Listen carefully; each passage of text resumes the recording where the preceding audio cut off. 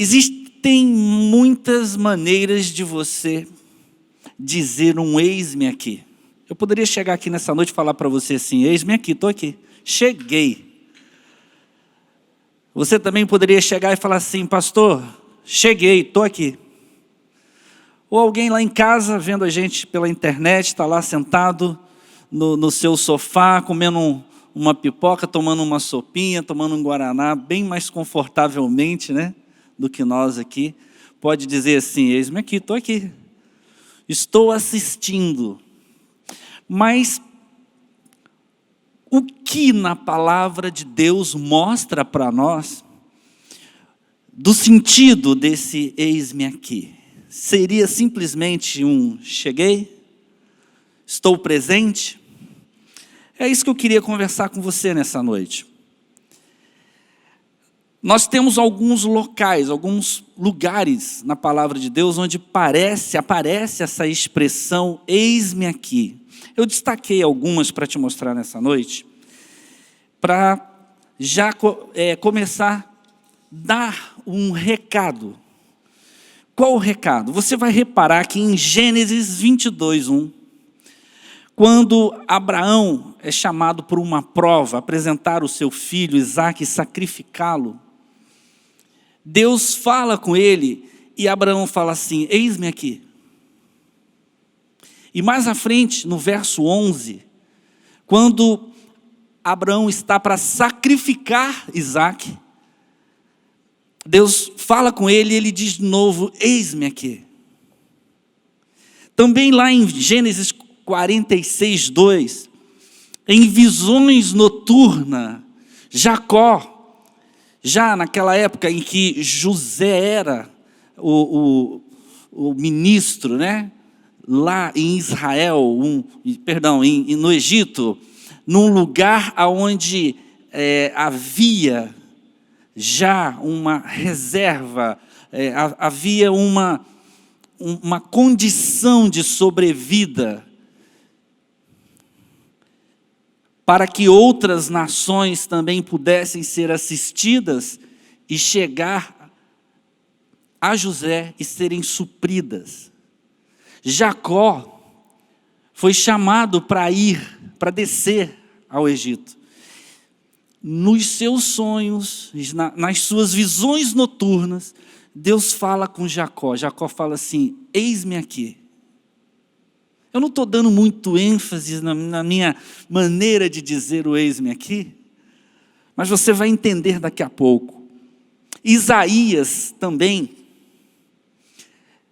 quando Deus diz, quem enviarei?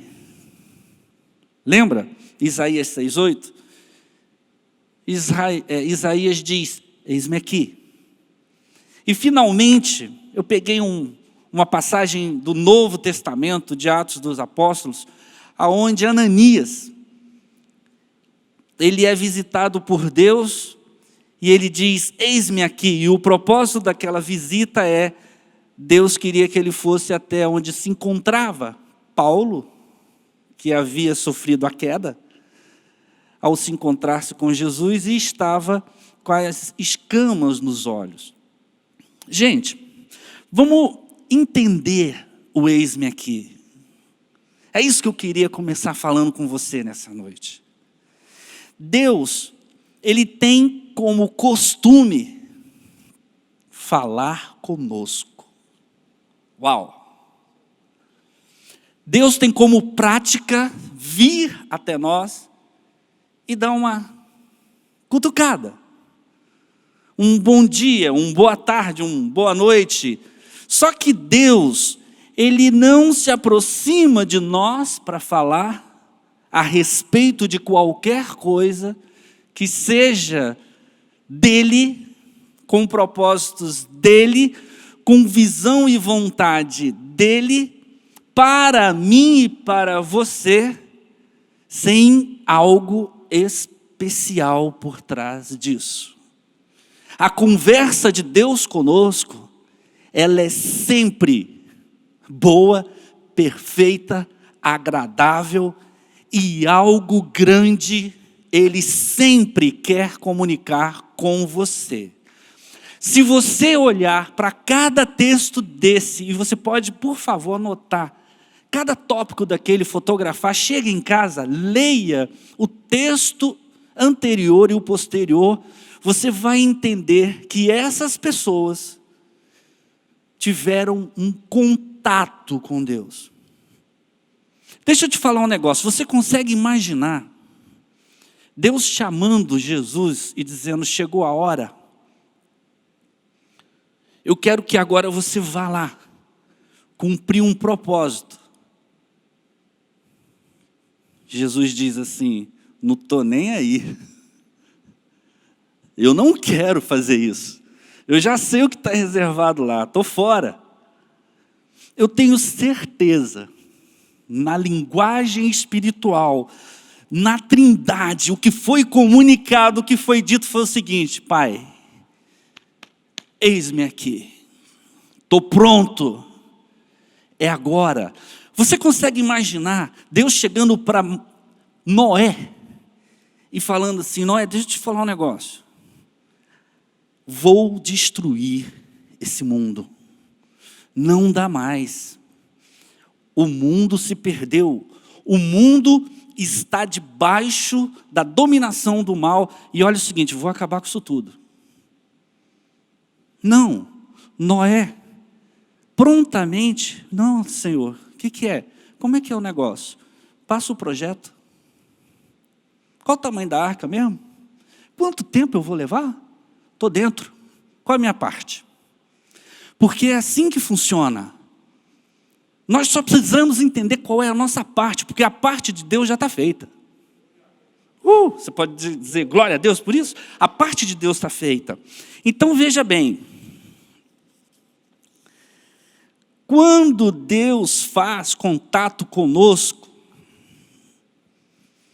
anota isso daí, gente, por favor. Não fui eu que bolei. Isso é um recado de Deus. Anota isso daí. Quando Deus faz contato, não é um oi como vai e fui. Não é igual eu e você que podemos cruzar pelo corredor da igreja e dizer, e aí pastor, tudo bem, tudo jóia, tudo beleza, tudo ok, vamos nessa, vamos assistir o culto, vamos para a pregação e etc e tal. Não é um oi, não é um olá. Deus, quando fala comigo, há um plano e um propósito debaixo daquilo que Ele já comunica de imediato. Entende isso? Deus, quando fala comigo, a minha decisão com relação à palavra dEle sobre a minha vida, ela é preciosa. A minha escolha é preciosa. Sabe por quê, gente? Porque Deus não vai entregar na mão do pastor Bené aquilo que o pastor Manuel recebeu por fazer. Eu vou fazer uma afirmação aqui meio, talvez contundente. Você consegue imaginar se Noé não tivesse dito, eis-me aqui e vou construir essa arca? Eu digo o seguinte, eu não estaria aqui, talvez nem você. Porque a arca não teria sido construída, a humanidade teria sido destruída e tudo teria acabado. Então, quando Deus fala, a minha decisão é preciosa, porque nada vai ser feito se eu não tiver, não agir, não promover atitude, resposta àquilo que Deus fala. Quando Ele fala, eu tenho que repetir, eu tenho que ressoar. Até porque você é uma voz de Deus, eu sou uma voz de Deus. Nós somos voz de Deus nessa terra, meu irmão. Olha só, quando Deus fala com você, você é chamado para fazer a história no reino de Deus. E aí eu vou dar um break aqui, marquei lá. Por que eu marquei aquilo ali? Tem muita gente aí pelo mundo querendo fazer a história própria. Tem muita gente aí usando dinheiro, poder de mídia, força de expressão, versatilidades pessoais, promocionais, empresariais, para se autopromover ou para promover alguma coisa. E muitas pessoas, às vezes, diante do reino de Deus, se posicionando dessa forma e falando o seguinte: eu estou respondendo um chamado. E o cara quer sair desse mundo com uma lápide bonita, uma placa linda. Esse prédio foi edificado por Manuel. E ele se esquece que quando Deus fala com você e toca em você para um propósito, para um chamado, para uma resposta, na verdade Ele está te convidando para fazer a história, construir uma história, mas não é a sua história. É o legado do Jesus Cristo, Filho do Deus vivo, é o reino de Deus, pregado para alcançar, para libertar. É o anúncio da palavra de Deus para mudar o mundo, para encher o céu. Porque o foco de quem responde um chamado de Deus é vidas, é almas, é salvação. É isso que nós procuramos, é isso que nós buscamos. Veja bem, para você atingir essa visão, para você entender a postura de Abraão, de Jacó, de Ananias, de Isaías, você precisa entender duas coisas. Se você sair daqui hoje com isso no seu coração, entendendo essas duas coisas, eu vou dar a minha missão como cumprida aqui nessa noite. E olha, são duas coisas simples, mas que exigem de você uma postura e uma atitude. Quantos estão dispostos aqui nessa noite a tomar uma postura e uma atitude diante daquilo que Deus comunica todos os dias na sua vida? Aleluia! Eu estou pronto para isso. Eu quero isso. Eu desejo isso. Eis-me aqui. Entendeu porque agora eu estou dando a ênfase? Agora o meu eis-me aqui, gente, e o eis-me aqui daqueles exemplos que você viu, eles têm dois fundamentos. O pastor Bené falou de um deles. Gente, eu posso repetir vários versículos que eu tenho certeza que aqui, você que faz parte da nova igreja, ouve o tempo todo. Justo viverá pela fé. Sem fé é impossível agradar a Deus. Nós não somos daqueles que retrocedem. A fé é a certeza das coisas que eu espero, a convicção daquilo que eu não vejo. E tantos outros versos na Bíblia que vão falar a respeito de fé. Mas deixa eu dizer uma coisa a respeito da fé que responde ao eis-me aqui, chamado de Deus, que você deve ter. A primeira coisa é aquela fé admirada por Jesus. Sabe qual é ela?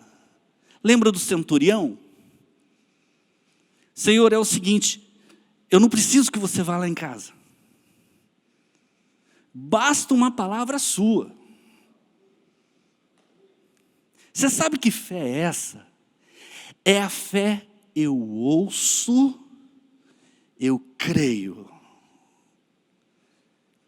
A fé da mulher do fluxo de sangue. Basta eu tocar, e não nele, na orla da veste dele, e eu vou ser curado. Essa é a fé de quem está respondendo algo para Deus. Eu creio, eu ouvi a voz do meu pastor, eu conheço a voz do meu pastor, eu a obedeço, eu a sigo. A fé, investimento.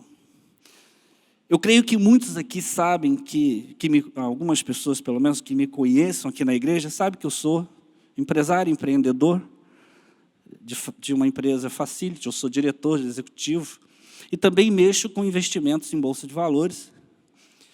E, recentemente, as indicações de alguns daqueles que orientam o mercado financeiro é que chegou a hora de desistir e parar com poupança e fundo de renda fixa. Agora não é mais hora de pensar nesse tipo de investimento, por causa da queda da taxa Selic e em função de outras oportunidades que estão surgindo hoje no mercado financeiro para se alavancar financeiramente em outros tipos de empresas, setores e negócios que vão fluir e crescer a partir do fim da pandemia. Isso aí todo mundo está falando.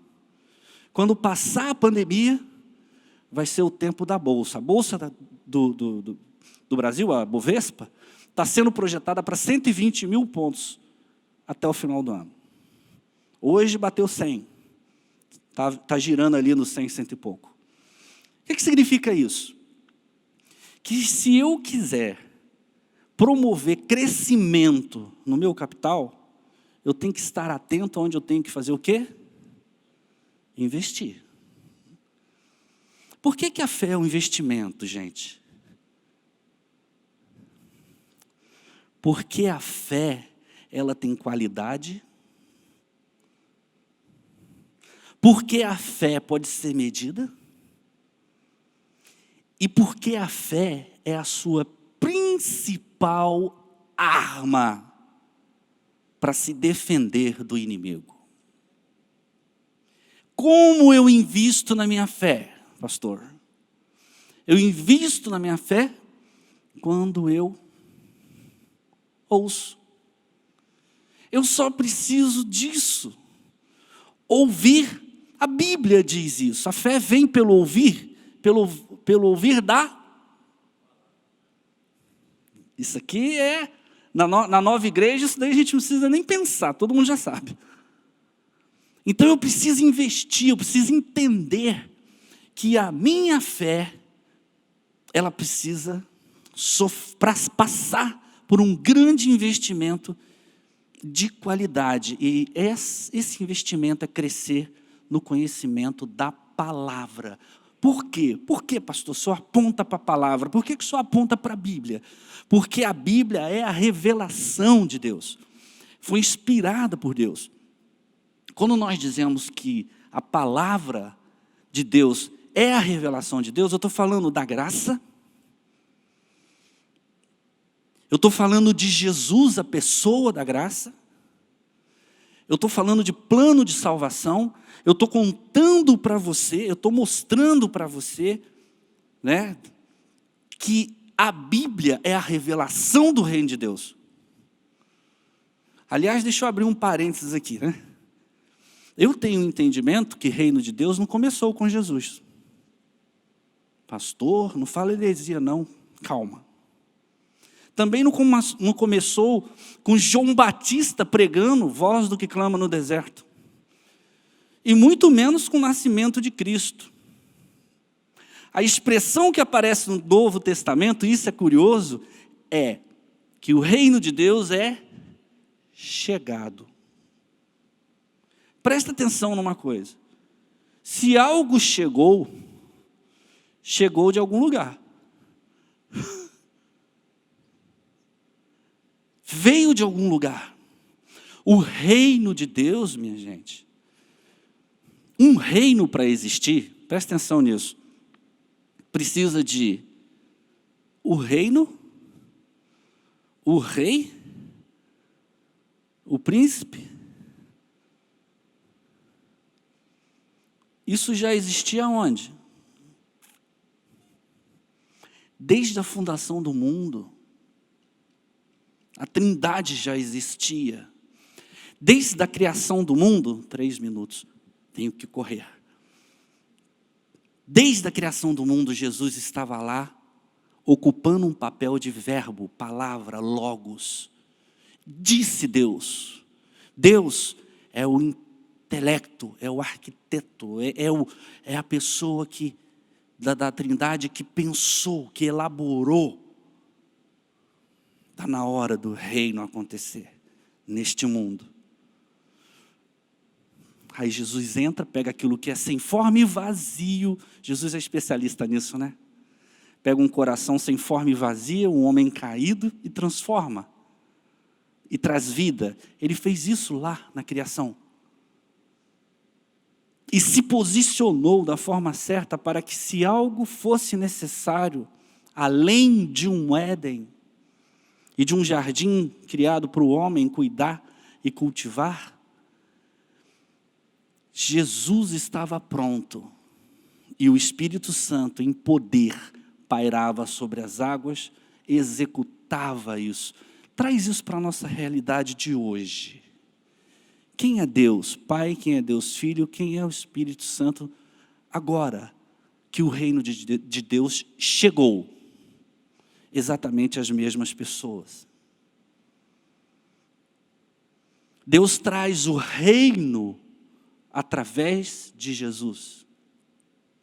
Um reino que já está preparado lá atrás. Eu ouvi o pastor Miles Monroe pregando uma vez, eu assisti várias pregações pessoais, e ele dizia o seguinte: às vezes você tem que entender que nós pensamos que estamos indo para diante de alguma coisa, mas na verdade, Deus veio nos buscar para a gente voltar lá para trás. Um reino de paz, de justiça, onde o leopardo passeia com a corça. Aonde acontecia isso? No Éden. Ninguém forçava a natureza para sobreviver, não tinha erva daninha. Quando eu começo a entender a minha fé e o reino de Deus, eu começo a entender porque Paulo diz para nós guardarmos a fé. Por que eu tenho que guardar? Aonde, pastor, Paulo fala que eu tenho que guardar a fé?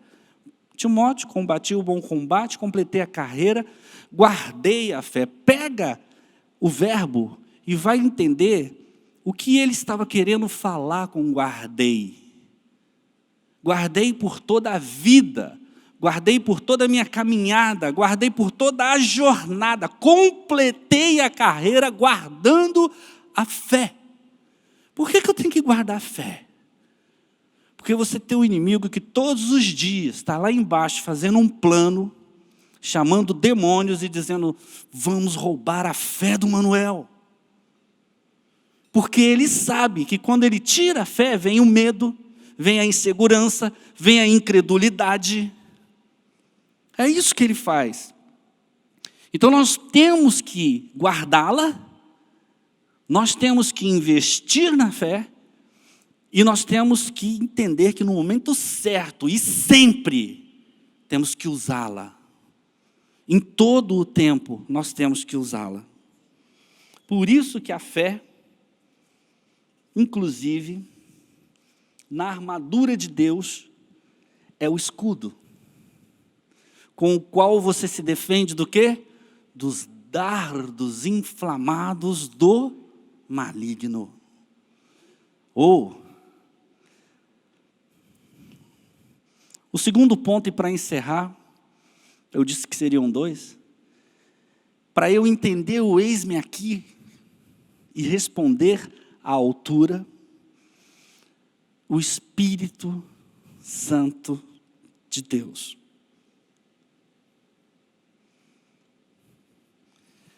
O papel do Espírito é o dunamis, é o poder. É Ele que convence o homem do pecado, da justiça e do juízo. É Ele que dirige e nos conduz a toda a verdade. É Ele que nos capacita. O fruto do Espírito é para mim, é para o meu desenvolvimento, amor, paz, alegria, longanimidade, bondade, mansidão, domínio próprio. Isso tudo é para o meu crescimento no Espírito. E aí você tem os dons espirituais, você tem os dons ministeriais. Um homem sem o Espírito Santo e sem fé não é nada. Um homem sem esses dois elementos, a junção dessas duas coisas, ele não é nada. Finalmente, hoje, quinta, é um culto de vitória. Então, o recado que eu trago para você é bem claro. Você quer ser vitorioso? Está lá, invista na sua fé, não abra mão de crescer cada dia na medida do conhecimento da verdade. Mentira, o mundo está cheio. Notícia errada, fake news, está cheio. A prova é que tem gente dentro da igreja que está vivendo paranoia por causa de coronavírus, Covid-19. Eu estou falando sério. Vem cá. 10 mil cairão ao teu lado, 10 mil da tua direita. Praga nenhuma chegará à tua tenda, mal nenhum te sucederá. Cara, deixa eu te falar um negócio. Eu não parei, momento nenhum, não deixei de trabalhar, viajei, Rondônia, Porto Velho, Acre, Rio Branco. Sabe o que eu fazia? Lavo a mão, álcool e gel, máscara, distância. O que mais que precisa?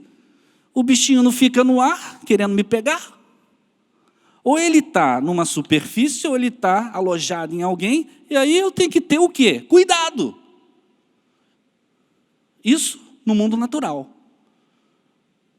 Mas mesmo que eu me descuidasse, sabe qual é a minha convicção?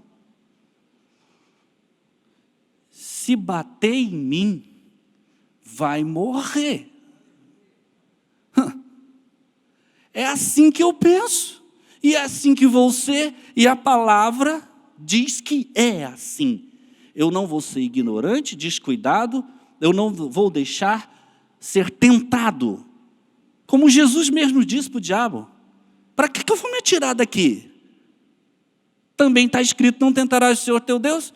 Então, peraí, quando eu conheço o limite, e conheço a intenção, e que Deus não põe valor nisso, nesse tipo de sacrifício, de se jogar de alguma coisa, e eu entendo a palavra e conheço a palavra, gente, porque a fé invadiu o meu coração, eu tenho autoridade para dizer. A Bíblia não diz que eu tenho que dizer para o monte, erga-te e lança-te no mar?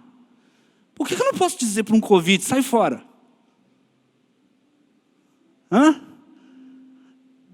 E finalmente, tenha intimidade com Deus, através de uma comunhão com o seu Espírito.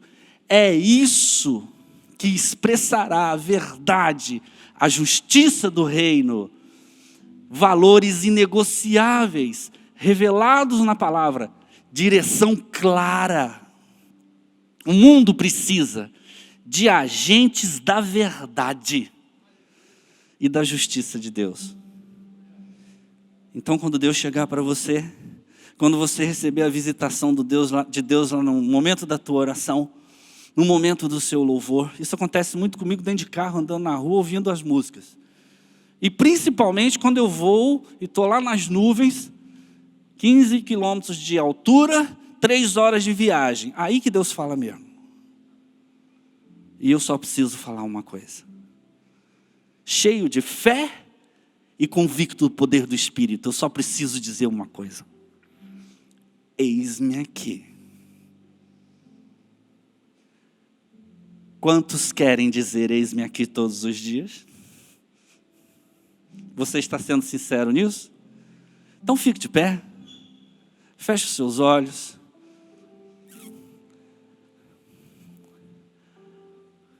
Obrigado, Pai, pela Tua palavra.